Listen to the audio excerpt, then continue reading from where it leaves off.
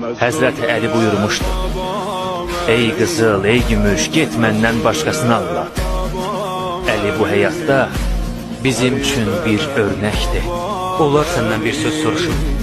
Buyur soruş. Məyər siz müsəlman olaraq Muhammed Peyğəmbərin sizin üçün örnək olduğunu demirsiniz? Allahın salamı ona və ailəsinə olsun.